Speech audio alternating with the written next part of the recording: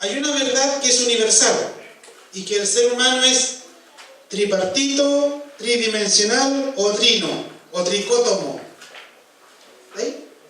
No, pero no quiero poner esa porque puse otra punta. Y voy a explicar varias cosas, a ver, espero que... Y quiero en este día que al explicar la palabra, si alguien tiene alguna pregunta, que levante su mano para tratar de responderla. Pero sí necesito que estén a full concentrados porque si logramos entender esto es muy importante. Dijimos que hay una verdad intrínseca del hombre, que el hombre es tridimensional, tripartito, tricótomo, como queramos llamarlo, pero trino también se le llama, que el hombre tiene tres partes fundamentales. Todo ser humano tiene tres partes fundamentales. ¿Cuáles son las tres partes fundamentales del hombre? Son el cuerpo, el alma y el espíritu. ¿Lo pueden decir conmigo? Cuerpo, alma y espíritu. Los animalitos tienen cuerpo y espíritu, no tienen alma. Por eso el Señor no murió por los perritos ni murió por los gatitos, murió por nosotros, por el ser humano. Porque tenemos cuerpo, tenemos alma y tenemos espíritu. Amén. Yo quisiera fundamentar esta expresión o esta afirmación, fundamentarlo con la palabra. Y voy a leer varios versículos.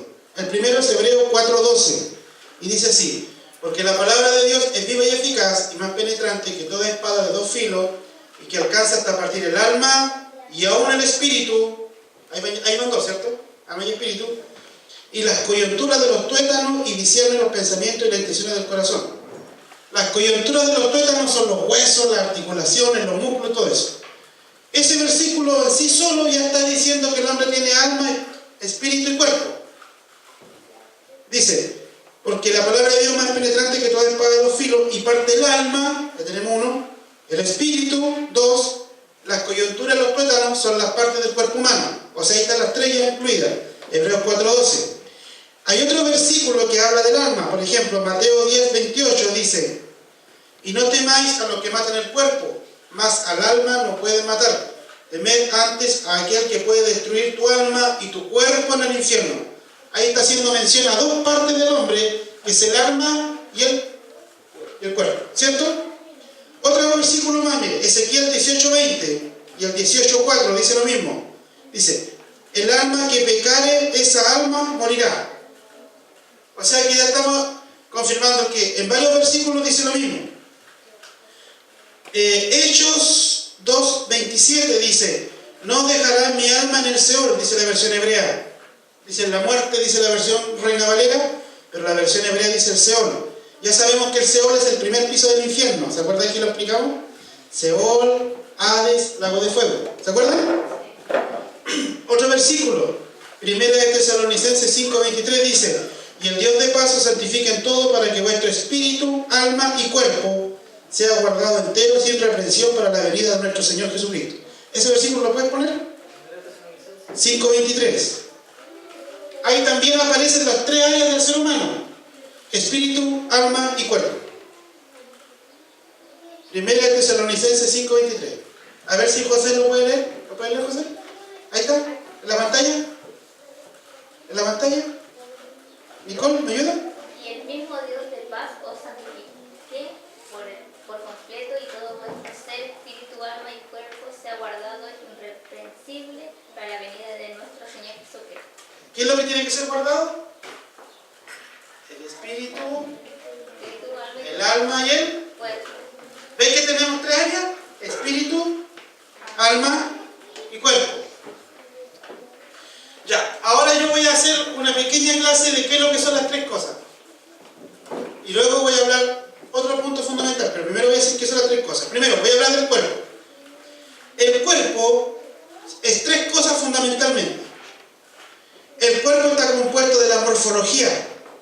Yo sé que son palabras complicadas, pero se lo voy a leer. Y la morfología es la apariencia, el cuerpo. La morfología es el estudio de la apariencia externa, la forma, el color de la persona, así como los aspectos de los órganos internos, como los huesos y los órganos. Eso es la morfología. Es el estudio de la apariencia externa, Si es blanco, es negro, es rubio, pelado, peludo. Y es el estudio de la parte interna del ser humano. Eso es la morfología. Estamos hablando del cuerpo. Lo segundo que es el cuerpo es la fisiología. Y la fisiología se refiere a las funciones del cuerpo.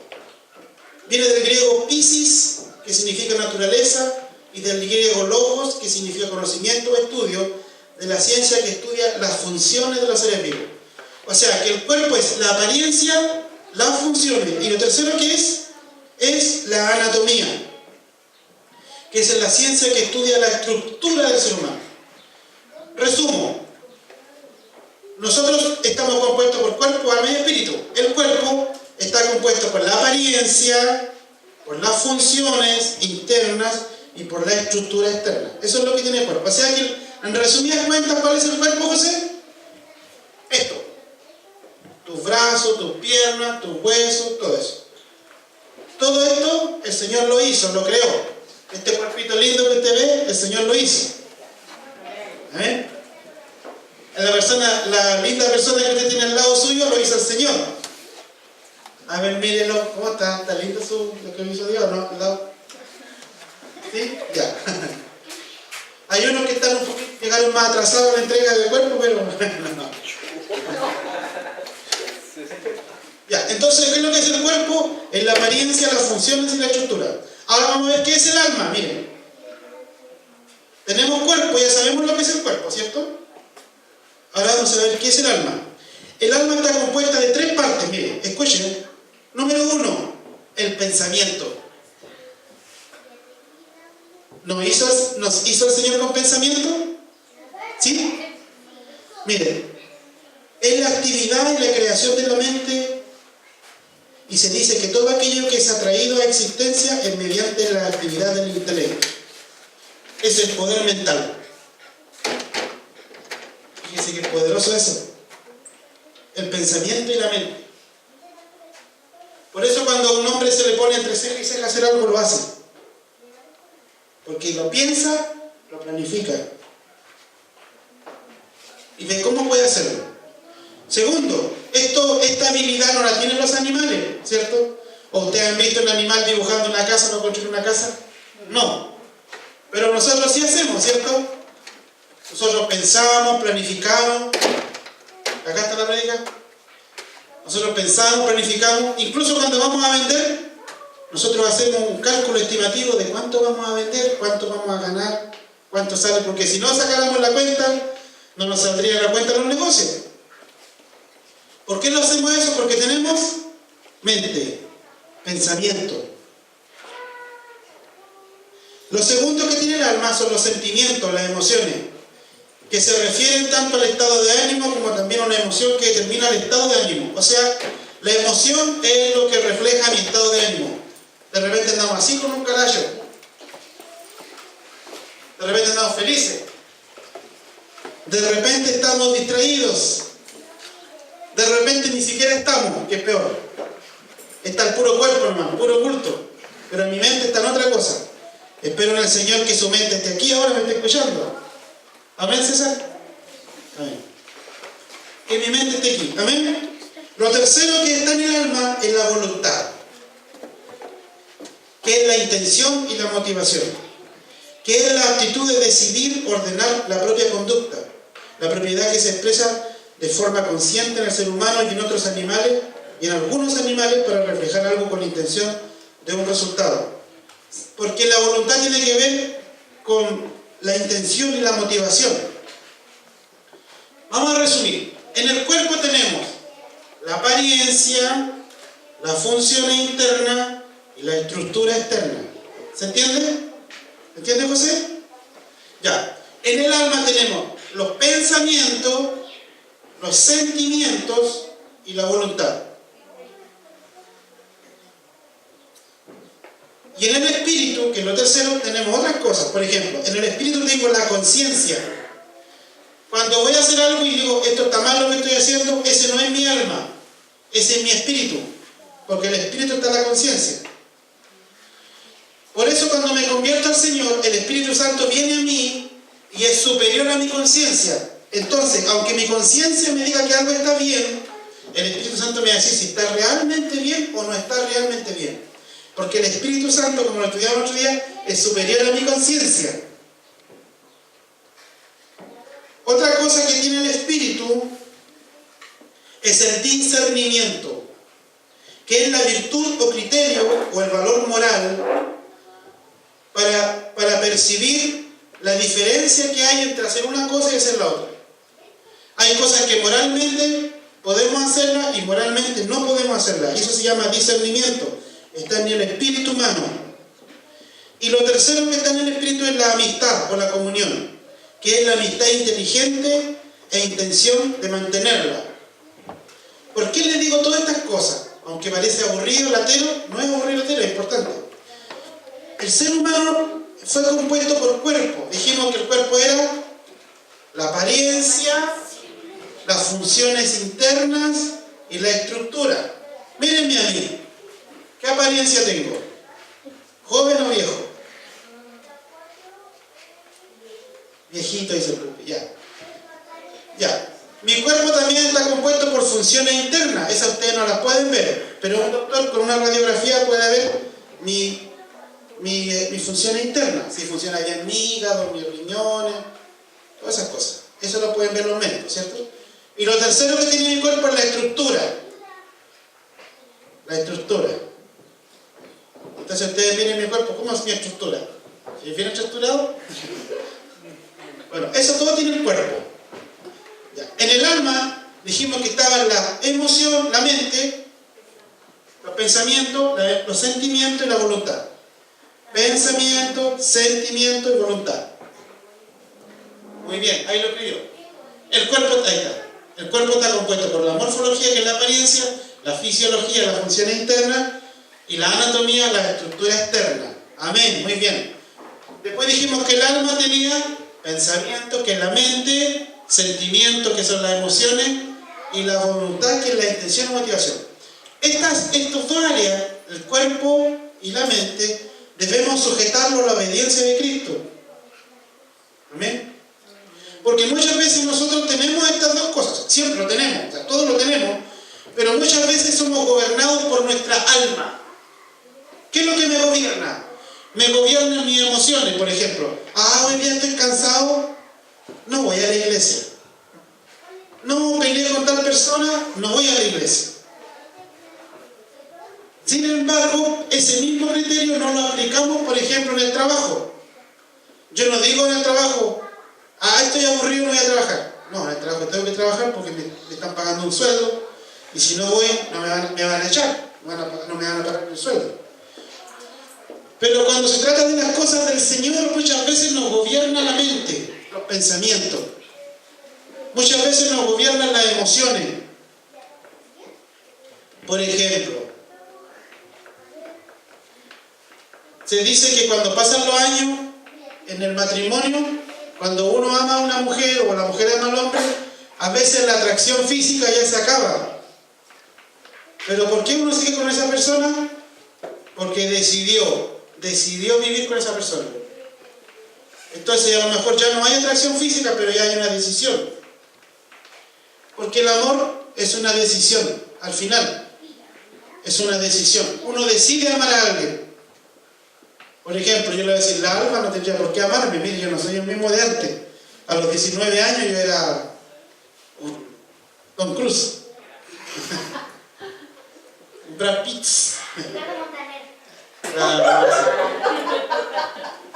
¿Ve? Seguramente mi hermano cuando era joven era, pero... ¿Cómo era, hermana? Era buen mozo, ¿no? ¿Por era? Hermana, era buen mozo, ¿no? ¿Y ahora está igual o cambió un poquito? ¿Cambió un poquito? Sí, ya, no quiere decir porque...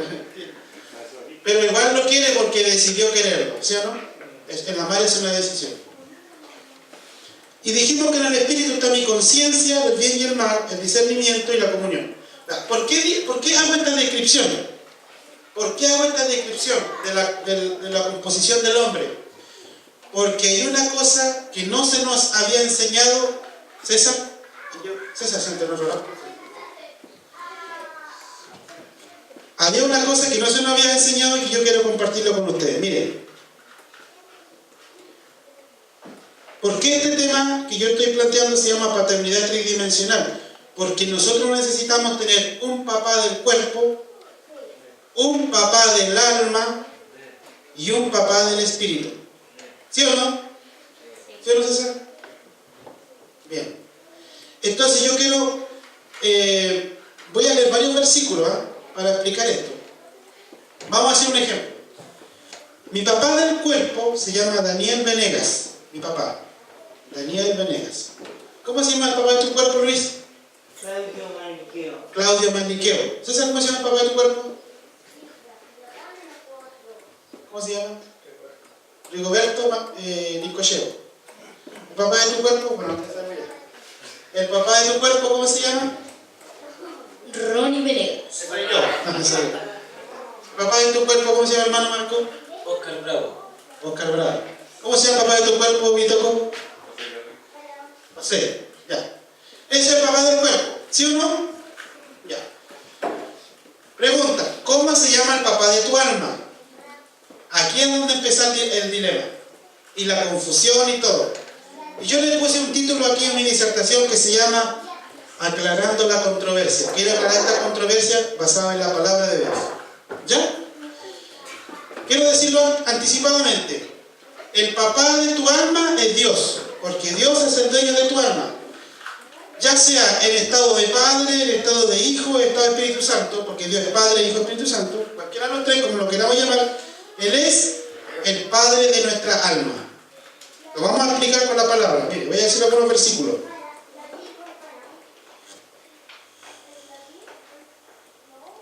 Perdón, voy a hacer el último al tiro, el tercero, el papá del Espíritu.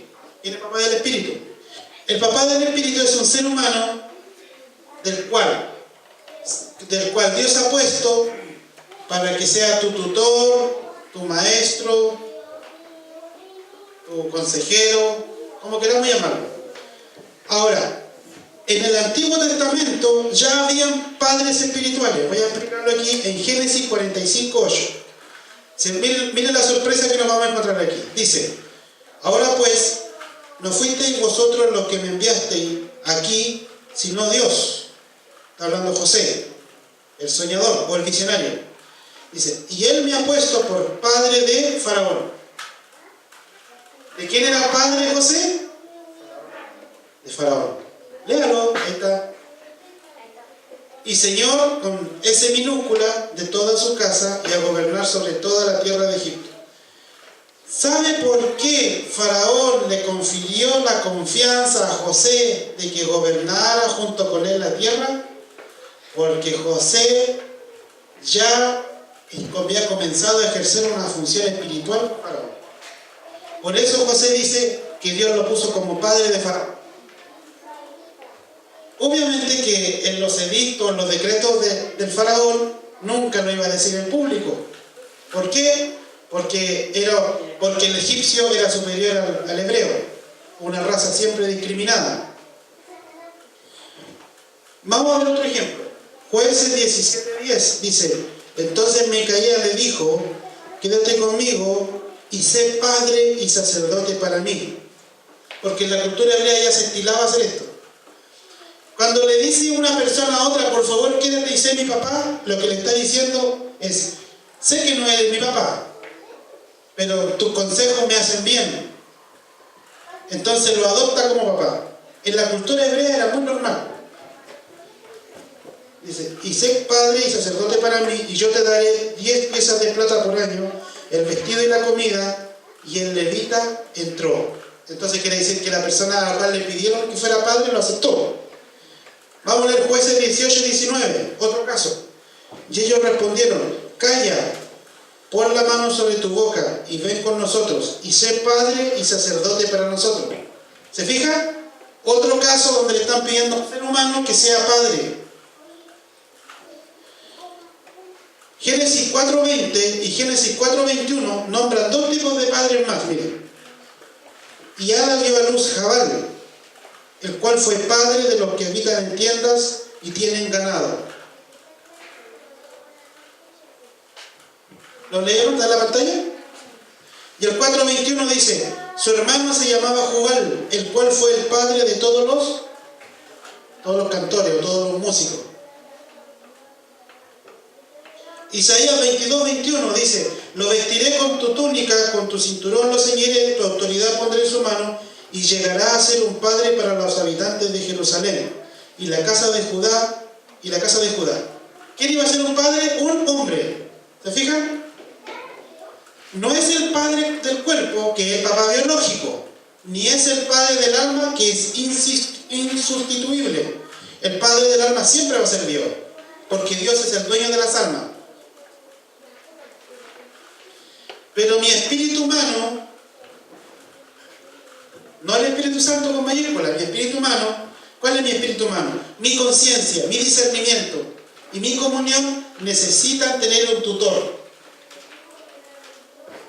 Amén. Mi conciencia, mi discernimiento, mi comunión necesitan tener un tutor. Vamos a aplicarlo más. Segunda de Reyes 2:10 dice: lo vio Eliseo y clamó: Padre mío, los carros de Israel y su gente de a caballo. Y no lo vio más. Entonces tomó sus vestidos y los rasgó en 2 pedazos. Eliseo le está diciendo a Elías: Padre mío, Padre mío. Pregunta: ¿Eliseo era hijo natural de Elías? No. ¿Por qué le decía Padre mío, Padre mío? Porque era su papá espiritual. Amén. Otro versículo, 1 Corintios 4:15. Hay 52 versículos para esto, pero yo escogí los mejores porque hay muchos. 1 Corintios 4:15 dice: porque aunque tengáis innumerables maestros en Cristo, sin embargo no tenéis muchos padres, pues en Cristo Jesús yo los engendré por el Evangelio. Es decir, el que me predica el Evangelio o el que me engendra, porque a veces mucha gente nos predicó, pero no nos entraba el balazo, no entraba, y un día la palabra sí entró. Ese día que entró, entonces esa persona, ese hombre o esa mujer que Dios usó para que me entrase la revelación, porque a veces somos cristianos pero estamos en religión, pero para el que Dios usa para que te penetre la revelación, se constituye padre, ¿sí? Yo cuando leí un libro de cierto ministro, ahí me entendí que debía hacer un compromiso personal con Dios. Sí, muy bien. Entonces, ¿quién ese hombre sería? No, sería, dice la palabra, que dice, el que, a ver, no me acuerdo bien el versículo, pero dice algo así: el que es bendecido haga partícipe al que lo instruye, ¿cierto? Entonces, obviamente, lo que rompió mi mente siempre va a ser la palabra. No se lo podemos atribuir a un hombre X, fue la palabra. Pero esa palabra quedó una semilla en tu mente, vamos a decirlo así, o en tu corazón. Y entonces vino un día y Dios usa a un hombre para desarrollar esa visión o esa revelación. Se desarrolla. Porque Pablo dice aquí que lo engendró. Y la hermana que es mamita, la Alba que es mamita, Leti que es mamita, Nicole que es mamita y acá que son mamitas, saben, y nosotros también sabemos, que no basta solamente con estar embarazada. Hay que pasar los 9 meses, vivir todo el desarrollo que esa guaguita va a vivir dentro de mi vientre, y entonces cuando llega el momento del alumbramiento. Entonces Pablo no solamente los embarazó de su gente, porque espiritualmente Pablo se embarazó de sus discípulos, sino que los parió. Entonces vemos a Pablo que estaba en una cárcel dándole aliento a la gente que estaba viviendo happy, feliz. Sin embargo, Pablo escuchaba cosas que pasaban, y Pablo, ¿qué es lo que hacía? Pablo mandaba cartas. ¿Por qué? Porque él tenía una responsabilidad patriarcal sobre esa gente, tenía que seguir mandando. Y muchas veces ustedes van a ver a sus pastores que están viviendo problemas, dificultades, pero sin embargo no dejan de fluir la palabra. Amén. Ahí está el versículo, dice: el que es enseñado en la palabra haga partícipe de toda cosa buena el que lo instruye. Estamos hablando de un nivel elevado de instrucción, porque Pablo aquí dice: tienen muchos maestros, y es verdad, nosotros podemos invitar a pastores que vengan, maestros, predicadores, podemos ir a cultos a otra iglesia, podemos hacer eventos, y seguro que vamos a ser edificados, linda palabra vamos a recibir, pero vienen a ser maestros. Pero el que está contigo en las buenas, en las malas, en las duras y en las maduras, ese es tu pastor. Y ese Dios ha puesto, o tu pastora, y Dios lo ha puesto, ¿para qué? para parirte.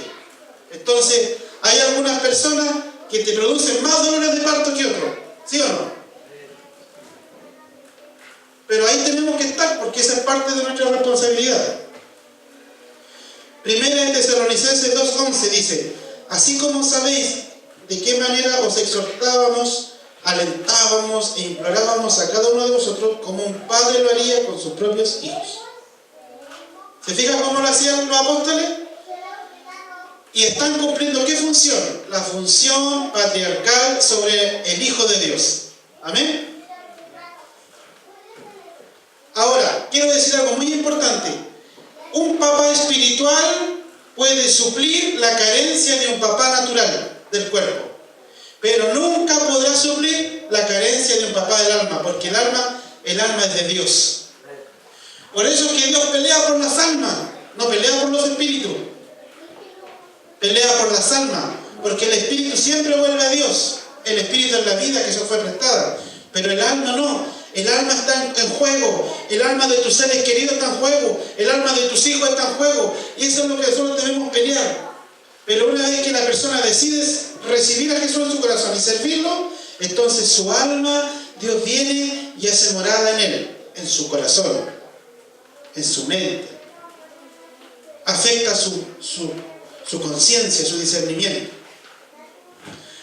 Ahora, voy a leer un capítulo, el de la polémica, porque ustedes saben que siempre hay una polémica. Voy a leer este capítulo porque yo pudiese haber odiado este pasaje que voy a leer ahora, pero lo voy a leer intencionalmente para que nos salga humo de la cabeza, porque nos va a salir humo con este versículo. Y quiero abrir un debate para que ustedes opinen qué es lo que está diciendo la Biblia. Lo vamos a leer. Mateo 23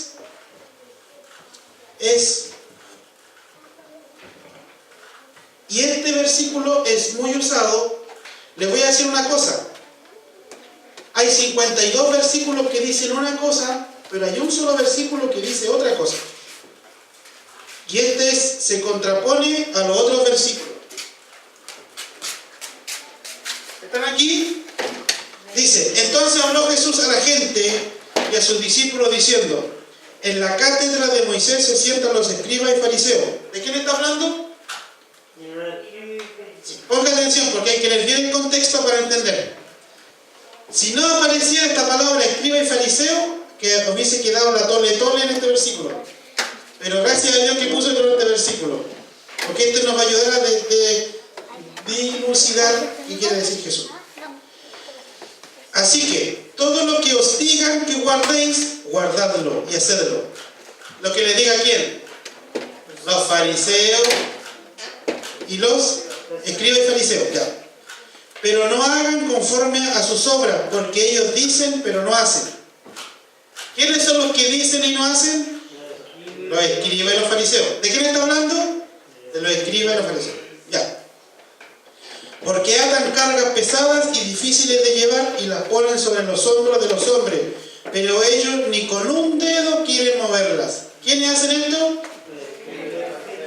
Es importante, yo lo estoy haciendo repetir, pero tiene una intención. Antes hacen todas sus obras para ser vistos por los hombres, pues ensanchan sus filacterías y extienden los flecos de sus mantos, y aman los primeros asientos en la cena y las primeras sillas en la sinagoga. ¿Quiénes son estos? Hoy día son los religiosos, ¿sí o no? Atención, porque vamos a entrar en el versículo de la polémica. Dice: y las salutaciones en las plazas y que los hombres los llamen rabí, rabí. Eso está diciendo Jesús, porque ellos, los escriben los fariseos, cuando vamos a dar cuenta que recreamos el ambiente, estamos hace 2000 años atrás. Yo era un escriba y fariseo, iba pasando por la plaza, y aparte que eran todos gordos así. Y se usaban estas túnicas largas, sus chalitas, caterpillar, no sé qué eran así. Entonces, si ella me veía, ella tenía que hacerme honores, porque yo era ¿qué? Escriba o fariseo. Y hoy día ocurre lo mismo con algunas personas de la iglesia que se creen de tan alto rango. Yo les digo que soy un pastor joven, porque soy joven, al lado de muchos pastores. Y una de las cosas que los pastores suelen ostentar es ningunearnos porque somos menores.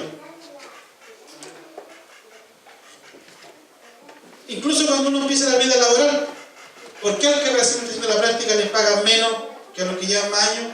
Porque no tienen experiencia, ¿cierto? Entonces lo mismo pasa en el mundo religioso. Por ejemplo, yo soy pastor, ya estuve con David Ormachea, ayer tuvimos una reunión. Y vinieron los pastores, los más pesados, vamos a decir, tanto bueno, ni tanto, habían como 20 y tanto, ¿no? Y claro, entonces, más encima yo no andaba ni terneado ni con corbata. Ustedes saben que soy bien informal, pero hay muchos pastores que no andan sin corbata. Por ejemplo, haber cantado hoy día sin ponerme corbata ya es como que ¿qué estoy haciendo? Porque nada que ver, ¿cierto? Bueno, sin embargo, los religiosos, ¿qué es lo que hacen? Cuando pasan al lado tuyo prácticamente te exigen que uno les rinda honores. Jesús está hablando de ese tipo de gente aquí, ¿ya? Pero vosotros no quieran que los llamen rabí, porque uno es vuestro maestro, el Cristo, y todos vosotros sois hermanos. ¿Qué está diciendo Jesús? Está diciendo, no se me quieran parecer a estos locos, que se creen en la muerte. Yo soy su maestro. ¿Amén? Ya. Versículo 9. Y no llaméis Padre vuestro a nadie en la tierra, porque uno es vuestro Padre, el que está en los cielos. Este versículo está haciendo una denuncia. Está denunciando que los escribas y los fariseos les fascinaba que le dijeran Padre. Esa es la denuncia que está haciendo. Entonces Jesús está diciendo, a gente así, como eso, que ostentan y ¿cómo se llama la palabra? Aparentan cosas, no lo llamen Padre. Ahora, este versículo se ha usado mucho para decir, es un solo versículo 452. Nosotros sabemos que teológicamente un texto no hace una doctrina. Como dice la canción del hermano José Luis Rodríguez, una golondrina nos hace verano. Entonces, un solo texto no hace una doctrina. Por eso le dije que habían 52 versículos que decían una cosa. Ahora, ¿qué es lo que Dios nos quiere enseñar con esto? Dos cosas, miren. Número uno, Jesús era Dios en persona, era Dios hecho hombre. Ya Él era un padre para la gente. ¿Qué padre? ¿De cuál las tres? ¿Ah? Del alma. ¿Por qué? Porque el Padre del alma es Dios en cualquiera de sus tres categorías, o sea, como Padre, como Hijo, como Espíritu Santo.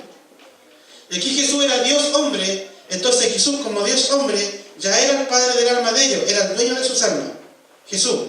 Pero además Jesús estaba cumpliendo una doble paternidad, estaba siendo Padre espiritual también de esa misma gente.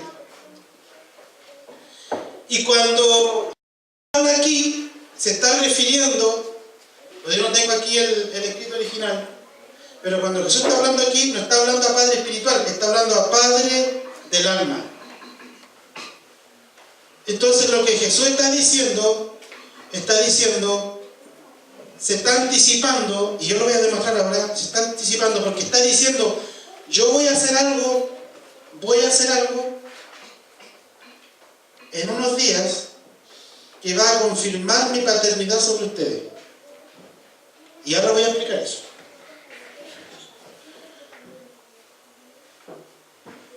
Estaban por celebrar la fiesta que se llama la Pascua. La fiesta de la Pascua se celebra en un mes judío que se llama Nisan, que es 14 días después del único día del año que tiene 12 horas de noche y 12 horas de día, del equinoccio de primavera. ¿Ya? ¿Es muy enredado lo que estoy diciendo? ¿Más o menos? Yo sé que es enredado, pero ponga atención y lo va a agarrar, porque al final viene la parte buena, ¿ya? Faltó un cafecito aquí.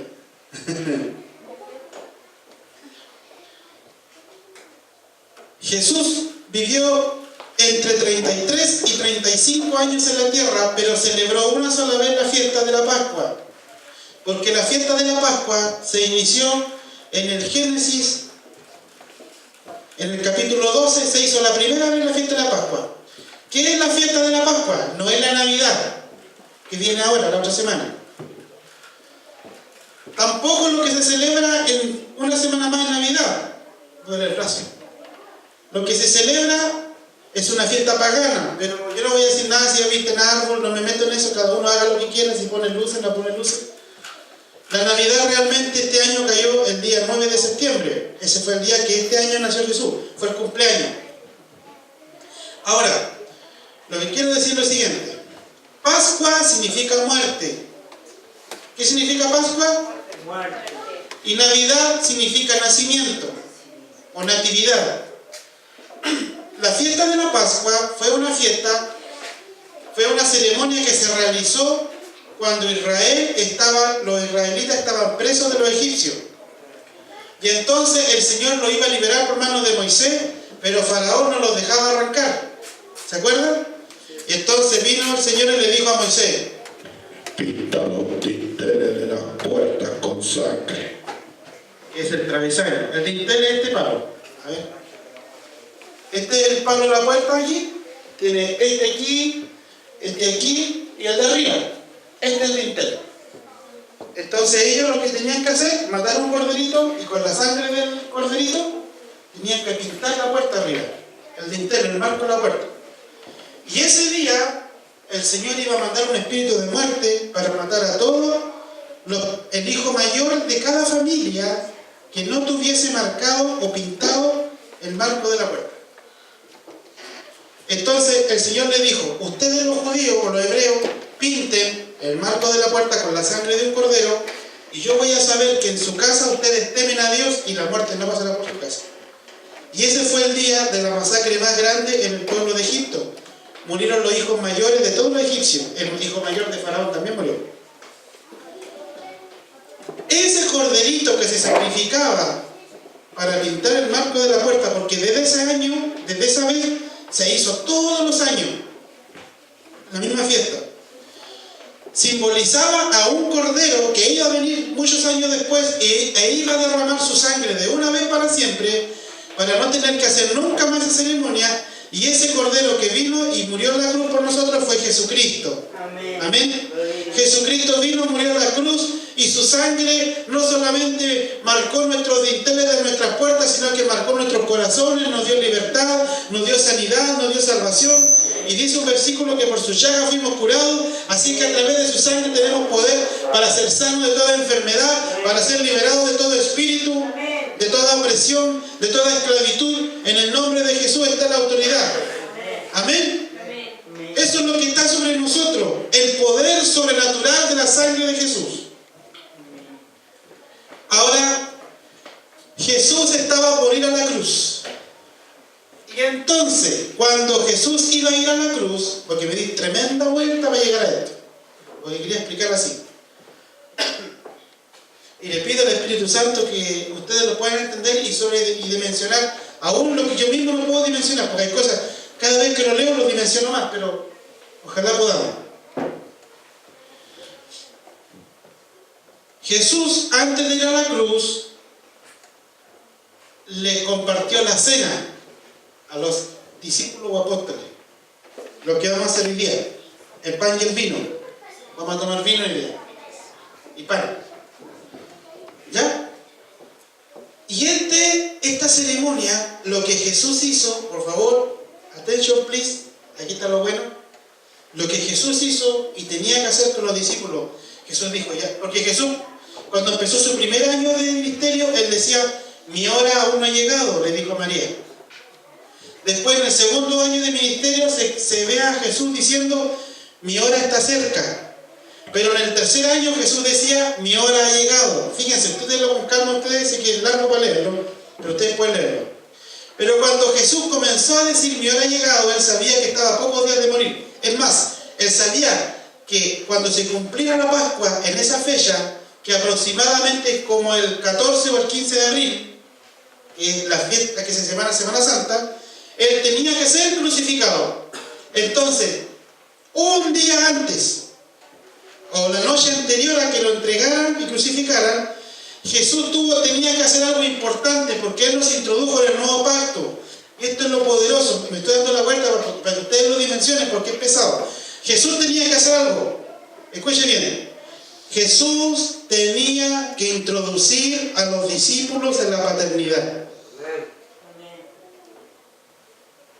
Porque si Jesús iba a la cruz sin introducirlos a la paternidad, ellos iban a quedar huérfanos.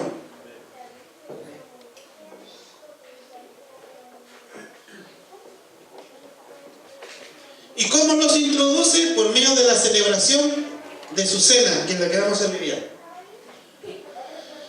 Lo voy a explicar bien. ¿Esto había ocurrido antes? Alguien que me pregunte, ¿ha ocurrido alguna vez antes? Pregúnteme. ¿Ha ocurrido antes? Sí, ocurrió. Varias veces. Yo le voy a mostrar la más importante. Y yo le dije el otro día un pedacito de esto a Luis, y Luis me dijo, ¿y eso cuánto? Y me lo dudó. Pero lo voy a demostrar ahora porque llegó el momento. Como decían en rojo, llegó el momento. Yo quiero que vaya a Génesis 14. Ya esta historia la habíamos leído. ¿Se acuerdan que una vez yo prediqué de la Primera Guerra Mundial? Se efectuó entre 9 reinos, pelearon 9 reinos. Esto está en Génesis capítulo 14, toda la historia no la voy a leer. El asunto fue así. Abraham tenía un sobrino que se llamaba Lot. Lot, el sobrino de Abraham, siempre se metía en problemas. Donde había un problema, Lot estaba ahí. Donde había una trifulca, ahí estaba Lot. Entonces un día hubo una guerra entre 9 reinos, 9 países, imagínense, en ese tiempo no había bombas, nada de eso. ¿Cómo se estarían dando palos, cadenazos, cuchillazos y espadazos? Porque en ese tiempo no había bombas atómicas ni nada de esas cosas. Y entonces viene un hombre y le dice a Abraham, Abraham, tu sobrino está en medio de la guerra. Lo secuestraron con la señora, con sus bienes, con todas las cosas. Y entonces dice la Biblia que Abraham tenía 328, creo, empleados, hombres. ¿Y qué es lo que hizo Abraham? Transformó a sus 300, pongámosle 300, a sus 300 hombres los transformó en comandos. Le hizo una instrucción militar, así pero a tiempo récord. Lo agarró los 300 y le dijo, nosotros vamos a ir a rescatar a mi sobrino. Ahí entre medio de la guerra lo vamos a meter. Y vamos a sacarlo. Y entonces inicia una expedición, la que yo le llamé, una vez fui a buscar a José Aviña, rescatando al soldado Ryan, porque lo que tenía que hacer Abraham no era ni más ni menos que ir a rescatar a su sobrino. Y muchas veces, como pastores, nos ha tocado meternos en lugares y a rescatar a los soldados que están ahí metidos. Ahora, quiero decir una cosa muy importante. Cuando Abraham rescató a su sobrino, dice la Biblia que lo primero que rescató fue la riqueza. No a su sobrino. ¿Por qué? Porque Abraham sabía que si sacaba al sobrino del problema, por mirar la riqueza, el sobrino se iba a volver a meter ahí. Entonces lo que tenía que sacar era la riqueza para que después no le dieran ganas a Lot a volver a entrar allá. Voy a leer el versículo 18 y al 20 del capítulo 14. Dice así. Y sabrá... Pero estoy leyendo Éxodo, clarito. Sí. Mire.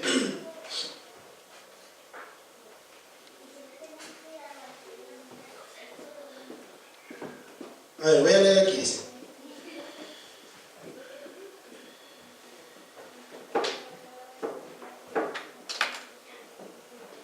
Ya, mire, estoy leyendo el capítulo 14, versículo 10 en adelante, dice. Y el valle de Sidim estaba lleno de pozos de asfalto, y cuando huyeron al rey de Sodoma, el rey de Gomorra, algunos cayeron allí y los demás huyeron al monte. Y tomaron tomaron toda la riqueza de Sodoma y de Gomorra. ¿Qué tomaron? La riqueza de Sodoma y de Gomorra, la tomaron toda. Y todas sus provisiones, y se fueron. Y tomaron también a Lot, hijo del hermano de Abraham, que moraba en Sodoma. Es decir, estos 318 soldados que Abraham entrenó en tiempo récord, lo primero que hicieron fue sacar la riqueza. Y después de tomar la riqueza que rescataron, a Lot, al sobrino. Fíjense bien.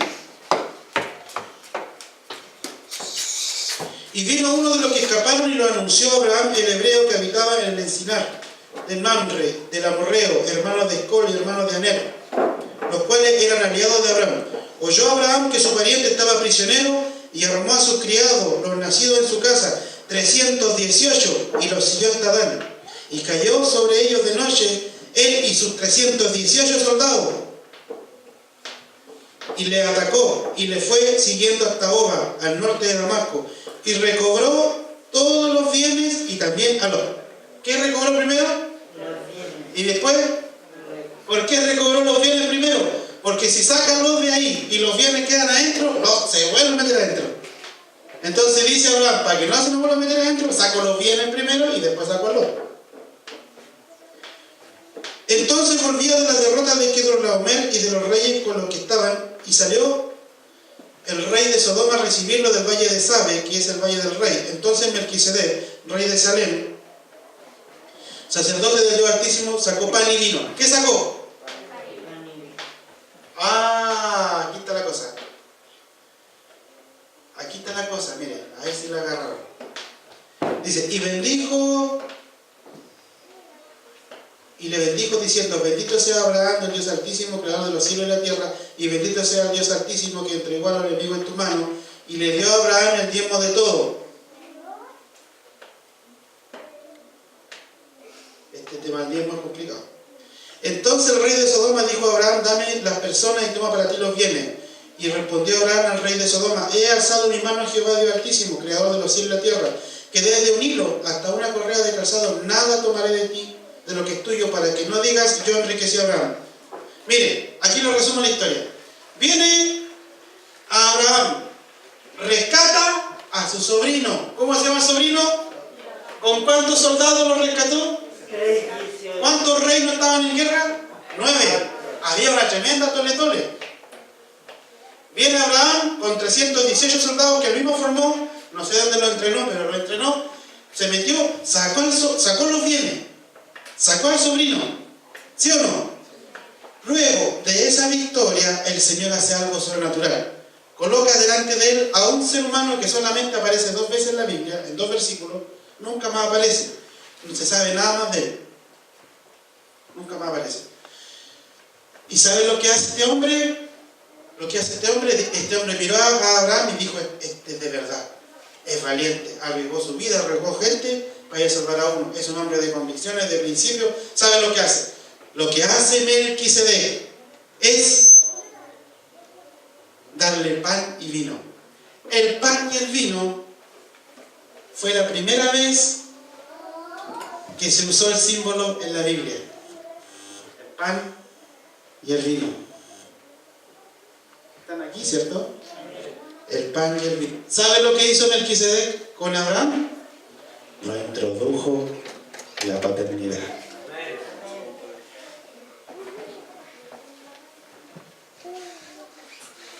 ¿Qué hizo Jesús antes de morir con sus discípulos?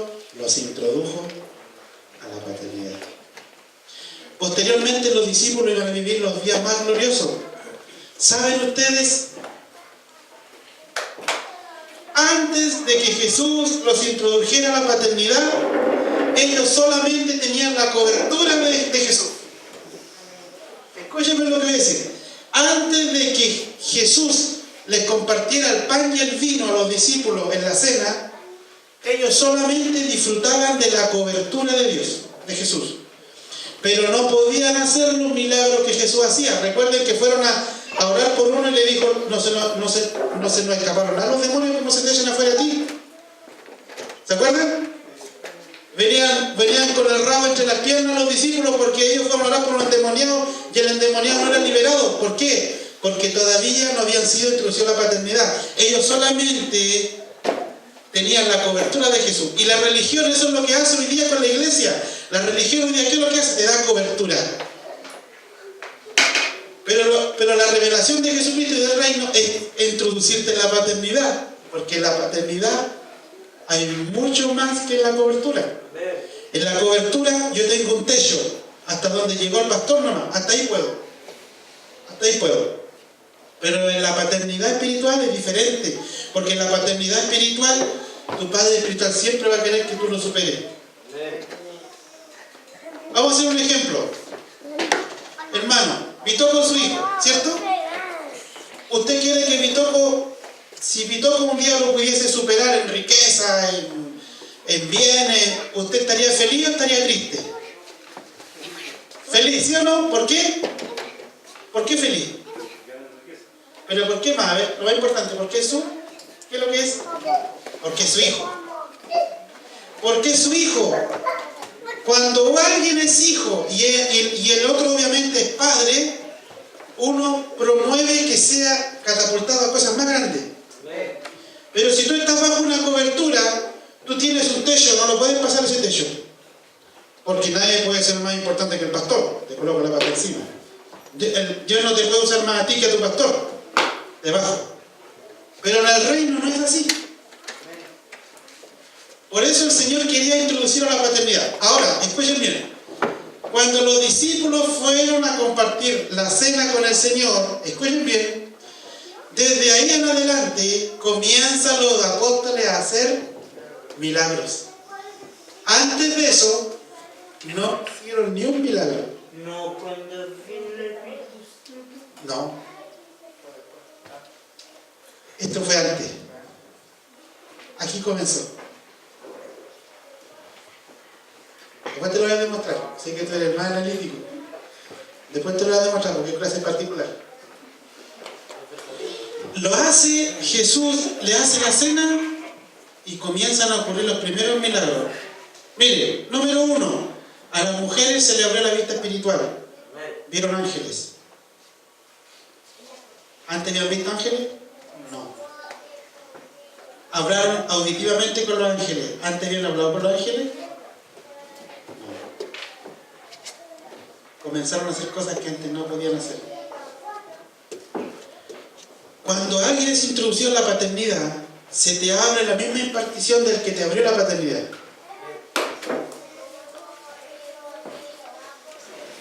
Ahora voy a decir otra cosa. No sé si la digo o no la digo. El Señor Jesús quiere que nosotros vivamos en la paternidad espiritual.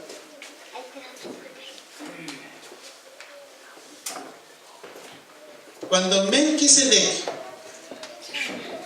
le imparte la paternidad espiritual a Abraham a través del pan y del vino, inmediatamente a Abraham se le abrió la dimensión de la honra. Lo primero que hizo fue diezmar.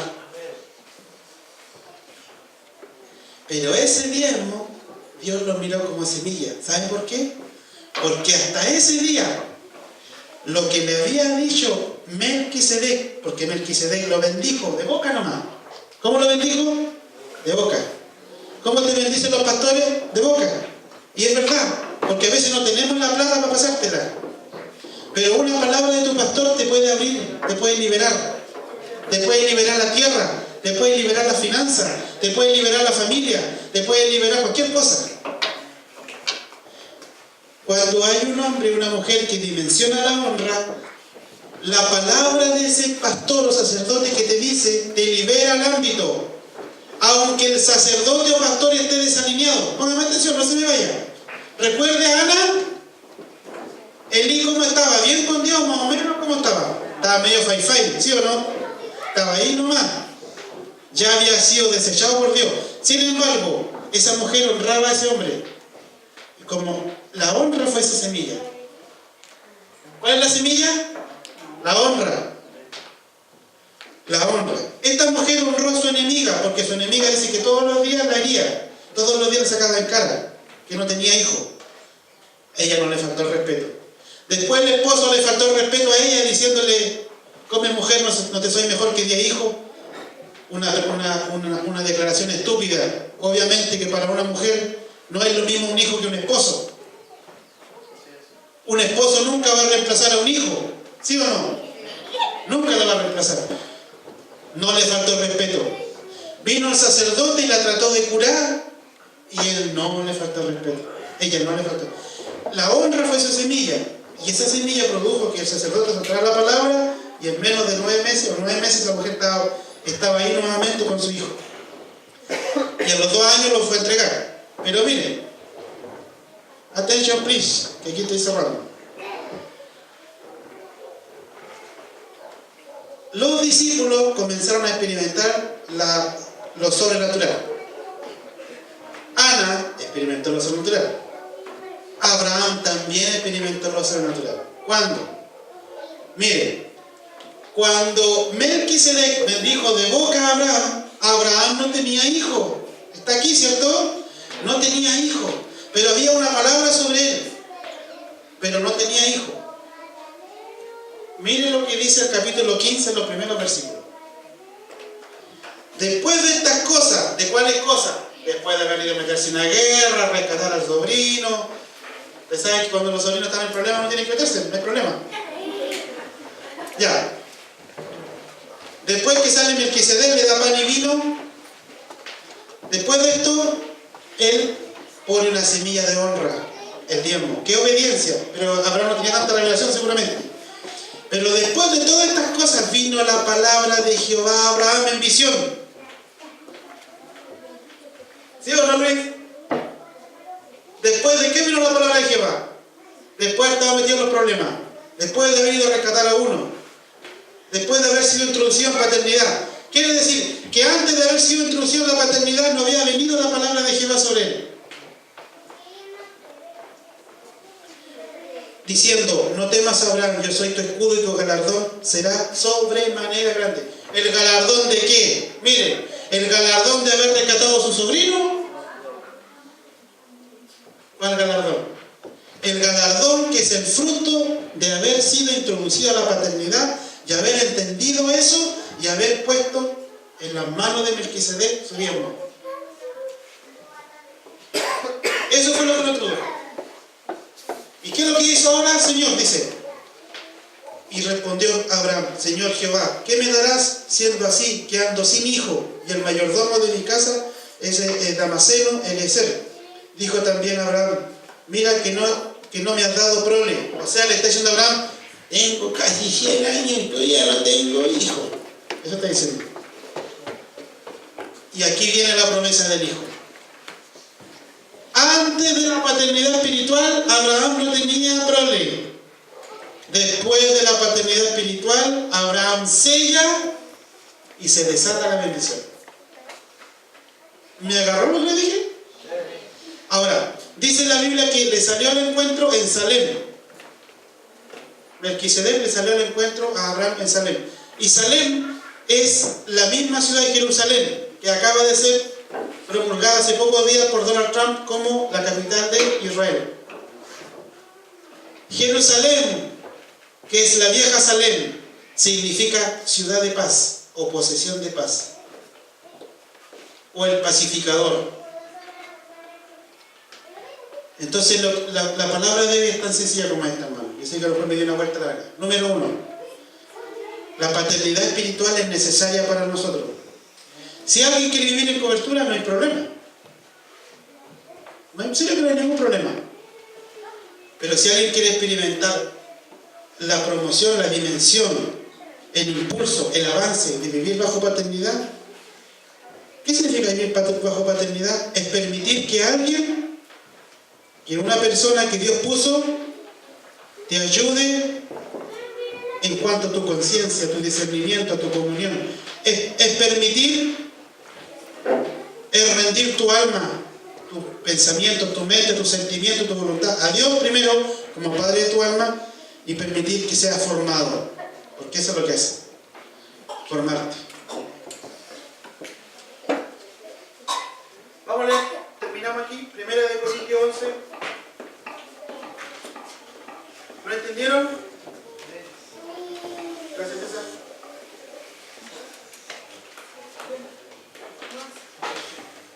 Ahora, Jesús nos deja el mismo prototipo para alcanzar las mismas bendiciones. Yo puse en el WhatsApp, la palabra de hoy tiene repercusión en el 2018. Yo voy a decir esto. Porque yo recibí del Señor, dice el apóstol Pablo, lo que también nos he enseñado.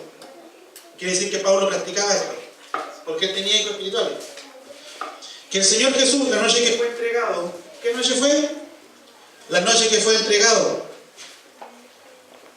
tomó pan y levantándolo, Y habiendo dado gracias, lo partió y dijo: tomad, comed, este es mi cuerpo que por vosotros es partido. Haced esto en memoria de mí. Asimismo tomó la copa, tomó el pan y la copa.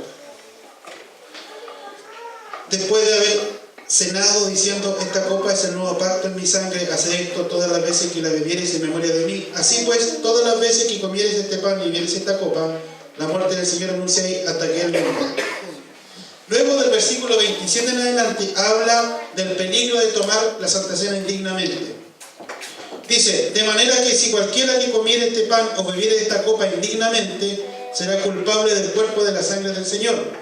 Por tanto, pruébese cada uno a sí mismo y coma así del pan y beba de la copa. Porque el que come y bebe indignamente sin discernir el cuerpo del Señor, juicio come y bebe para sí. Por lo cual hay muchos enfermos y debilitados entre vosotros, y muchos duermen. ¿Cómo están muchos? Durmiendo.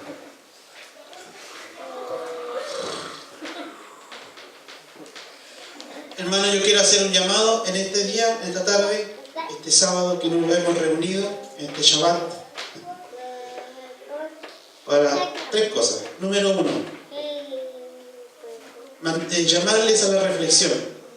Si ustedes ven el Evangelio como una cobertura o quieren ir más allá, vivirlo como una paternidad. A veces es difícil porque uno mira al hombre de Dios o la mujer de Dios y dice: este va a ser mi padre espiritual, este va a ser. Entonces nos calibran, ¿cierto? Pregunta: ¿cuántas historias han escuchado ustedes de cosas que Dios ha hecho por medio de nosotros? Liberaciones, demonios, de todas cosas. ¿Han escuchado cosas? Pregunta: ¿cuántos las han podido hacer?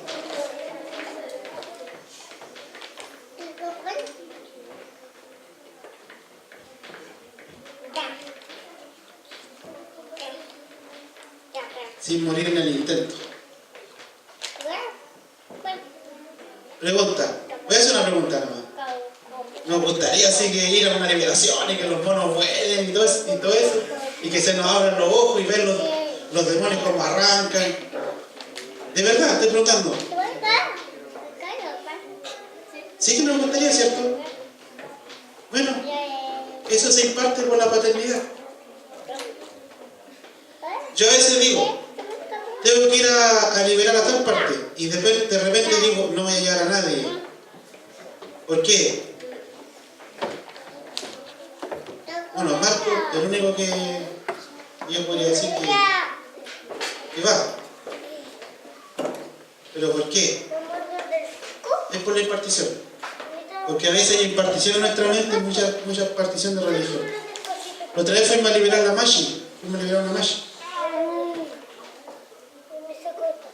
Y cuando hay poderes demoníacos que están frente tuyo, que te paran los demonios frente. En la casa de la Mashi salían los demonios, abrían aquí, de la estufa, tenían una estufa, y del lado de la estufa estaban calentitas ahí. Una pared que no había nada más allá de la pared, abrían la puerta y salían. Y yo me decía: ¿usted los ve? Si los veo, ¿cómo son? Me decía: son así. Sí, son esos mismos. Y el que está parado detrás de usted le dice yo: ¿cómo se llama? Y ella sabía los nombres y todo, porque trabajan con los demonios. Hermano, los milagros que hacía Jesús, las señales que hacía Jesús, los discípulos no las podían hacer hasta que no fueron introducidos a través del pan y del vino. La bendición de la que Abraham iba a tener multitudes no la pudo disfrutar hasta que Melquisedec lo introdujo en la paternidad por el pan y el vino. Esta noche nos hemos reunido para compartir la cena del Señor. Dije tres cosas. Número uno, ya lo dije, si quisiéramos una impartición. Número dos, si alguno de los que está aquí tenemos alguna cosa que en nuestro corazón nos podría llegar a impedir tomar la cena del Señor, arrepintámonos ahora, hagamos una oración y seamos partícipes de esta ordenanza que Jesús dejó. Clase número 8, el discipulado, la ordenanza. Amén. Y número 3, que es lo último que les quiero decir: el entendido sabe sellar. Sellar.